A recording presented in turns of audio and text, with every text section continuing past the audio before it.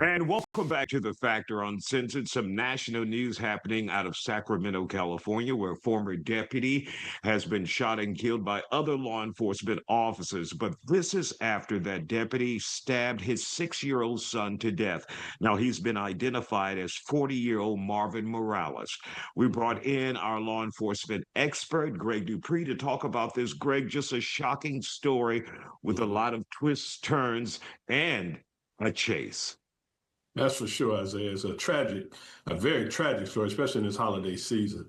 It's just, for this guy who evidently had a serious drug problem while he was a deputy, and to be taking drug. Well, let's cover the whole thing. Allegedly, this deputy had been seizing narcotics from suspected drug users and using them himself. And back in 2023, he was actually in the police station, where he had confiscated some drugs earlier that day, and he went into the bathroom to use the drugs, and he overdosed. Wow. And his partner on the job, and his partner found him in the bathroom, and thankfully they had Narcan that they were able to use and inject into his system and revive him, and obviously saved his life. But following that incident, investigation was launched. They found out there had been some other incidents that had gone on where he had seized drugs for his own personal use, and he admitted it under an internal affairs investigation. And they was going through the process. They recommended his termination, but before they could terminate him, he resigned. Mm-hmm. And approximately a year later, this happens. And it's tragic. And the thing that was, they was speculated that after he stabbed his son, he was on the way to go after his wife. Mm-hmm. And now, he had a 6-year-old daughter there. I think he stabbed and killed his 11-year-old son. Right. And he had a 6-year-old daughter. He did not harm her, but now you're saying he was going after his wife, who was at work at the time. Exactly, because they had a nanny cam in the room, and he had his wife on the nanny cam while he was stabbing the son to death.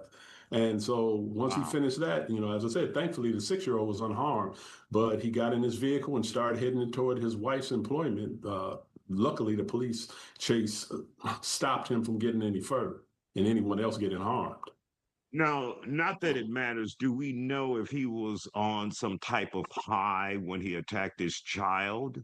At this point, we don't know. Obviously, they're going to, with this happening in such a short period of time, they're going to conduct an autopsy, and, they'll know from a toxicology report just what was in his system at the time he did it. But, Isaiah, I find it very hard to believe, this guy had a serious problem. And I found it hard to believe that it took the incident of him overdosing before there was any type of action taken against him. I'm curious, had he had previous incidents, because, in law enforcement, things like this come up. You're given the opportunity to go through rehab and get yourself back together. We don't know whether or not he had that opportunity, but I find it hard to believe that no one knew he had this existing partner. Anybody else, especially if his partner's riding next to him every day, he had to know something was going on. And on top of that, these guys are wearing as you see, they're wearing body cameras every day. It had to be some type of suspicious activity going on when he sees these drugs, and he wouldn't tag them into the property room. No. The question I have, obviously this is not a rare case, the part being a law enforcement officer who may be addicted to drugs or some type of substance. If there is a law enforcement officer, what's standard protocol if you find out, or if they admit and say, I have a problem? Well, what does the administration typically do in a situation like that? Well, the thing is, as I said, it varies from department to department. And usually if a department has a good program or a good process in place, particularly if their union or employee organizations are involved, they take the appropriate steps to give the employee or law enforcement officer in turn time to get himself together by placing them in some type of rehab program. And then, they come out, they reevaluate. If they're still fit to do the job, they get to maintain their job. If not, they're terminated. And as I said, I don't know if this guy had that opportunity or if he was given that opportunity, he went through it and then he relapsed, because that's always a possibility with anyone who goes through that type of program.